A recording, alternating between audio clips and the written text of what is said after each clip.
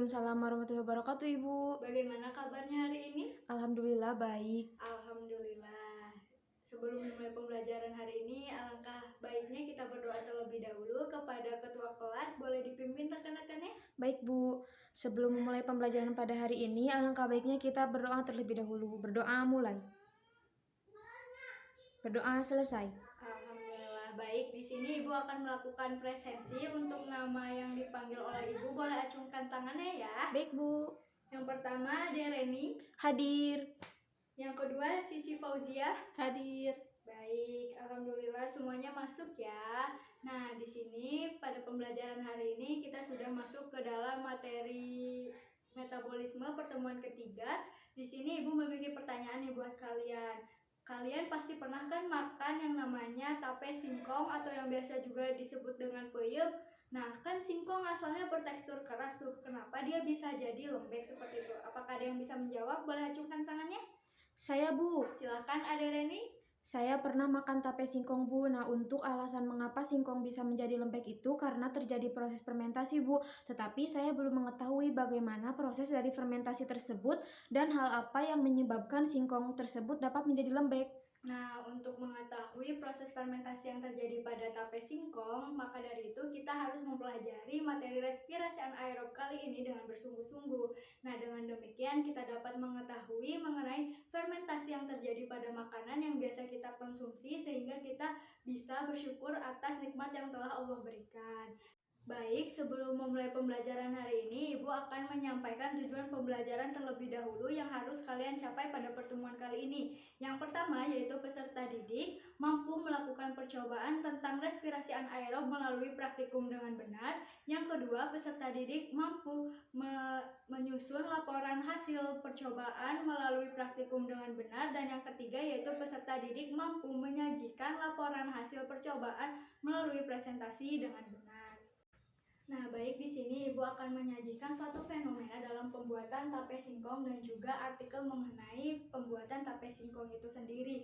Nah, pada gambar di sebelah sini terdapat bahan-bahan yang digunakan dalam pembuatan tape singkong, yaitu ada singkong dan juga ada bubuk-bubuk putih tersebut merupakan ragi. Nah, pada artikel yang telah Ibu sajikan ini berisi mengenai proses fermentasi yang tepat akan menghasilkan tape yang rasanya manis dan beraroma alkohol. Nah, dengan demikian, apakah ada yang tahu mengapa tape singkong bisa menjadi terasa manis? Boleh acungkan tangannya. Silahkan, Sisi. Mendengar penjelasan yang Ibu sampaikan, hal yang mempengaruhi tape singkong menjadi manis adalah dengan memberi ragi pada singkong, Bu. Baik, nah selanjutnya setelah kalian memperhatikan fenomena yang telah Ibu sajikan, Ibu ingin kalian membuat suatu rumusan masalah. Kepada yang ingin menyampaikan suatu rumusan masalah, boleh acungkan tangannya. Saya, Bu. Silahkan, Sisi. Apakah ada pengaruh dari kadar ragi yang diberikan terhadap rasa tape singkong? Baik, nah terima kasih ya untuk rumusan masalahnya. Nah, setelah Sisi menyampaikan rumusan masalah, Ibu ingin mendengar hipotesis yang Sisi buat dari rumusan masalah tersebut. Silahkan. Kadar pemberian ragi pada singkong akan mempengaruhi rasa yang dihasilkan di akhir ketika sudah menjadi tape. Oke, baik. Terima kasih ya Sisi yang telah menyampaikan rumusan masalah dan juga hipotesis.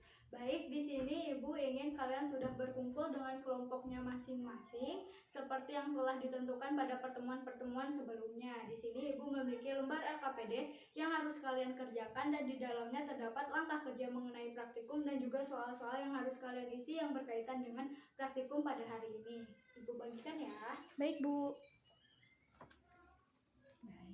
Nah, di sini Ibu akan menyampaikan langkah kerja praktikum yang akan dilakukan pada hari ini. Yang pertama, kalian harus berkumpul dengan kelompok masing-masing yang telah ditentukan. Kemudian kalian harus menyiapkan alat dan bahan yang dibutuhkan untuk praktikum kali ini. Kemudian pada botol plastik yang kalian gunakan nanti kalian beri label seperti huruf A, B, dan juga C.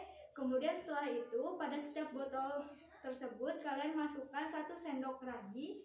Kemudian setelah memasukkan 1 sendok ragi pada masing-masing setiap botol, yang pertama botol A kalian masukkan 1 sendok gula, pada botol B kalian masukkan 5 sendok gula, dan pada botol C kalian tidak masukkan gula sama sekali. Nah, setelah itu kalian masukkan air hangat ke dalam botol agar gula dan ragi tersebut larut, kemudian kocok dengan perlahan.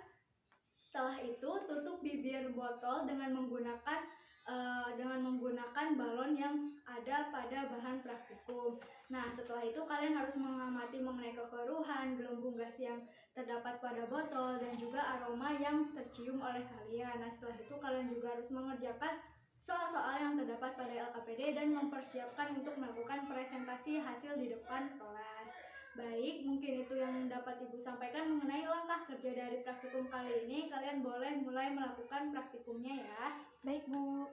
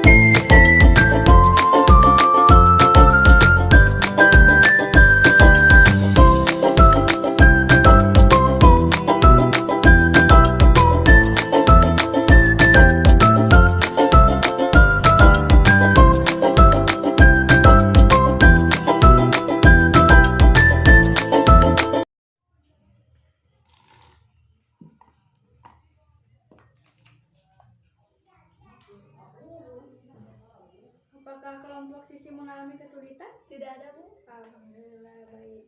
Silahkan lanjutkan ya. Iya, makasih, Bu.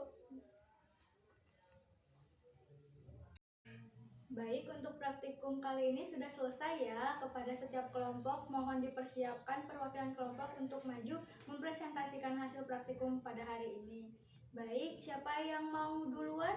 Saya, Bu. Silahkan kepada kelompok Ade Reni. Baik, untuk yang melakukan presentasi adalah kelompok Ade Reni. Nah, kepada kelompok lain yang tidak melakukan presentasi, kalian harus menyimak dengan baik dan juga kalian bisa memberi tanggapan, kritik, saran maupun pertanyaan kepada kelompok penyaji. Baik, Bu. Baik, Assalamualaikum warahmatullahi wabarakatuh. Waalaikumsalam warahmatullahi wabarakatuh. Saya Adelina Wulandari, perwakilan dari kelompok 3 akan mempresentasikan hasil praktikum kelompok kami. Nah, di sini ada hasil dari praktikum kelompok kami, di mana pada botol A kekeruhannya itu keruh, gelembung gasnya cukup banyak dan aromanya menyengat. Sedangkan pada botol B, kekeruhannya itu keruh, gelembung gasnya sangat banyak sekali dan aromanya menyengat sekali. Nah, terakhir pada botol C, kekeruhannya ini keruh, gelembung gasnya sedikit dan aromanya tidak terlalu menyengat seperti pada botol A dan botol B.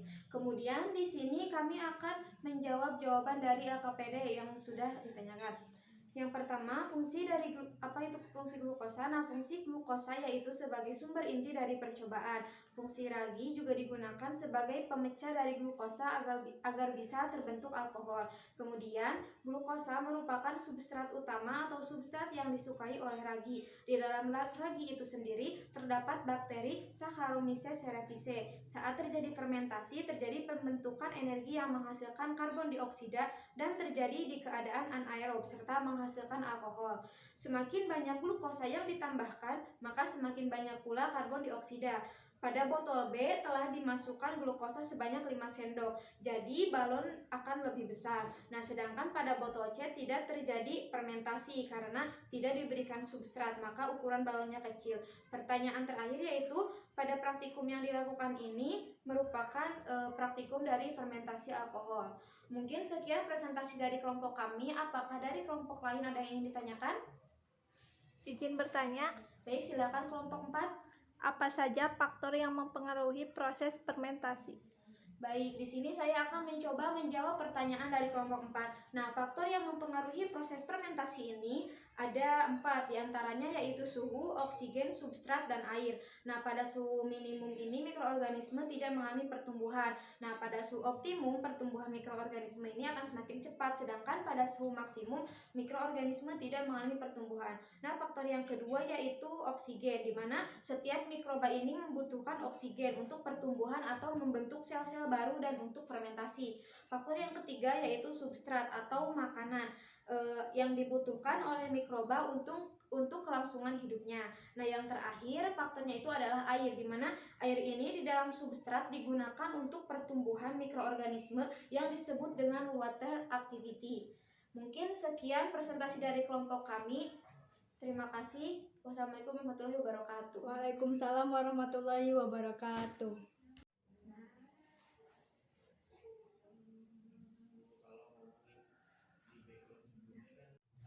Baik, terima kasih kepada kelompok yang telah menyajikan hasil praktikum pada hari ini.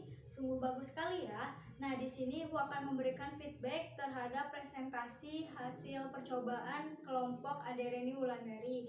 Nah, benar ya, pada praktikum yang dilakukan pada hari ini termasuk ke dalam fermentasi alkohol. Nah, fermentasi alkohol sendiri merupakan pengubahan senyawa glukosa menjadi etanol dan juga karbon dioksida yang dibantu oleh bakteri Saccharomyces cerevisiae yang terdapat pada ragi. Nah, glukosa sendiri merupakan substrat yang sangat disukai oleh ragi dan ragi tersebut berfungsi untuk memecah glukosa. Nah, pada praktikum tadi dinyatakan oleh kelompok Adereni semakin banyak gula yang dimasukkan ke dalam botol tadi, maka semakin banyak pula gas karbon dioksida dan etanol yang dihasilkan karena ragi sangat menyukai glukosa yang merupakan substratnya. Baik, selanjutnya kepada kelompok Adereni boleh berikan kesimpulan mengenai presentasi yang telah tadi disampaikan. Baik, Bu. Dipersilahkan. Baik, di sini saya akan menyampaikan kesimpulan dari hasil presentasi kelompok kami. Nah, kesimpulannya yaitu fermentasi merupakan proses peragian atau proses penguraian makanan oleh jamur dan bakteri yang berlangsung dalam keadaan anaerob atau tidak memerlukan oksigen. Nah, dengan bantuan enzim. Selain itu, fermentasi juga berarti pemecahan senyawa organik oleh mikroba yang berlangsung dalam suasana anaerob dengan menghasilkan energi. Fermentasi ini dilakukan oleh sel-sel ragi terhadap glukosa yang menghasilkan energi dan gas karbon dioksida. Mungkin sekian kesimpulan yang dapat kelompok kami sampaikan. Terima kasih. Wassalamualaikum warahmatullahi wabarakatuh. Waalaikumsalam warahmatullahi wabarakatuh. Baik, terima kasih kepada kelompok Adereni Wulandari yang telah menyampaikan kesimpulan dari hasil praktikum dan hasil presentasi pada hari ini.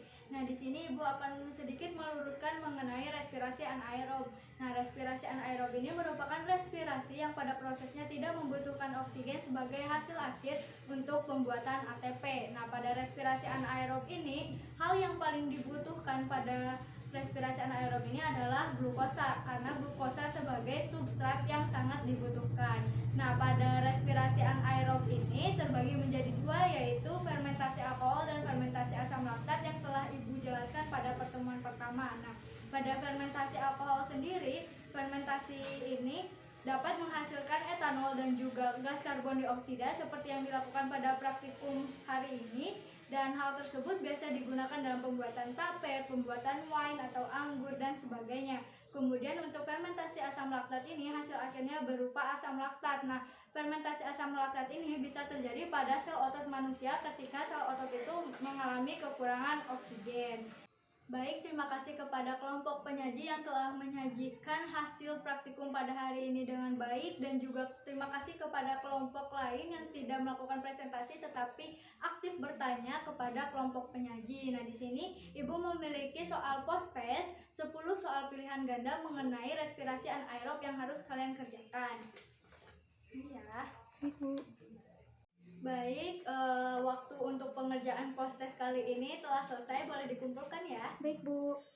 Nah, di sini Ibu akan menyampaikan hal-hal yang harus kalian lakukan di pertemuan berikutnya, yaitu kalian kalian harus membuat laporan hasil praktikum kali ini, diketik, kemudian di print, dikumpulkan pada pertemuan berikutnya, dan kalian juga harus sudah membaca materi mengenai gen, DNA, kromosom, dan juga prinsip pewarisan sifat. Nah, selanjutnya sebelum Ibu tutup pembelajaran hari ini, Ibu ingin ada salah satu dari kalian untuk menyampaikan jurnal lesson learn. Siapa yang ingin maju? Saya, Bu. Silakan kepada Sisi. Assalamualaikum warahmatullahi wabarakatuh. Waalaikumsalam warahmatullahi wabarakatuh. Saya di sini akan menyampaikan jurnal lesson. Respirasi anaerob adalah respirasi yang tidak memerlukan oksigen sebagai penerima akhir pada saat pembentukan ATP.